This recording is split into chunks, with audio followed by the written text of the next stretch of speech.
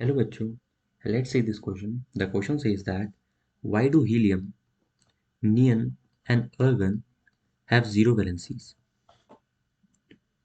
तो हमारे इस क्वेश्चन में हम लोग को तीन एलिमेंट गिवन है।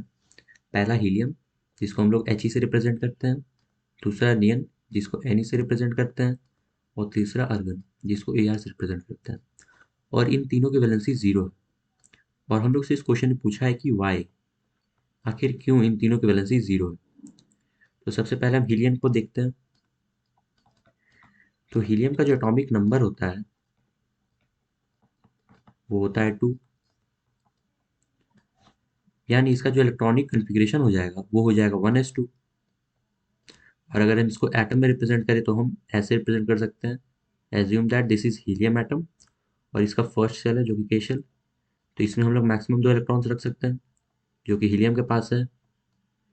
तो helium is stable now and helium has zero valency,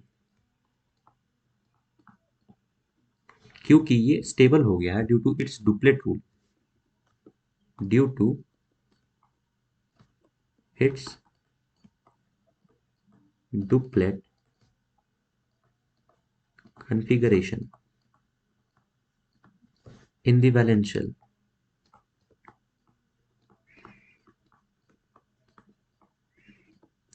तो इस स्टेटमेंट में ये बताया गया है क्योंकि फर्स्ट शेल में मैक्सिमम 2 ही इलेक्ट्रॉन्स हो सकते हैं और हीलियम के पास वो 2 इलेक्ट्रॉन्स हैं, तो इसे अब कोई एक्स्ट्रा इलेक्ट्रॉन की ज़रूरत नहीं है और ना ही इसे किसी लॉस ऑफ इलेक्ट्रॉन की ज़रूरत है। तो इसकी जो वैलेंसी हो जाएगी वो ज़ीरो हो जाएगी। अब हमारा जो सेकेंड एलिमेंट है जो कि है नियन, इसका जो एटॉमिक नंबर होता है वो होता है 10, यानी अगर इसका इलेक्ट्रॉनिक कन्फिग्रेशन हम लोग लिखें तो वो आएगा 1s2, 2s2, 2p6, जिसमें ये फर्स्ट ऑर्बिट में हम लोग का 2 इलेक्ट्रॉन है और सेकेंड ऑर्बिट में 8 इलेक्ट्रॉन। इसको हम लोग अगर एटम में रिप्रेजेंट करें, जैसे मान लेते हैं ये नियन एटम है और इसका फर्स्ट शेल है जिसमें 2 इलेक्ट्रॉन है और ये सेकेंड शेल, इसमें बचे हुए 8 इलेक्ट्रॉन हो जाएंगे 1 2 3 4 5 6 7 एंड 8। तो due to the octet rule में यही बोलता है कि अगर आउटर मोस्ट शेल में अगर 8 इलेक्ट्रॉन्स प्रेजेंट हैं तो वो एटम स्टेबल है और उसे कोई गेन या लॉस ऑफ इलेक्ट्रॉन की ज़रूरत नहीं है। तो इसीलिए जो नियन की वैलेंसी हो जाएगी वो ज़ीरो हो जाएगी। यही सेम रीज़न आर्गन के लिए भी होगा, क्योंकि आर्गन का जो एटॉमिक नंबर होता है वो होता है 18। तो अगर इसका इलेक्ट्रॉनिक कन्फिग्रेशन हम लिखेंगे तो ऐसे लिख सकते हैं 1s2, 2s2, 2p6, 3s2, 3p6।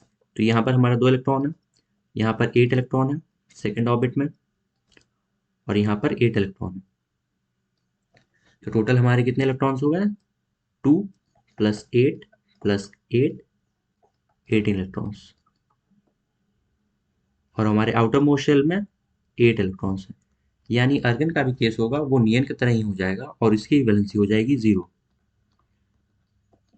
क्योंकि इसके भी आउटर मोस्ट में 8 इलेक्ट्रॉन्स है और ड्यू टू ऑक्टेट रूल ये स्टेबल होगा तो इसे कोई गेन या कोई लॉस ऑफ इलेक्ट्रॉन की ज़रूरत नहीं होगी। तो यही हमारा फाइनल कंक्लूजन हो जाएगा। Hope you understood it well. Best of luck.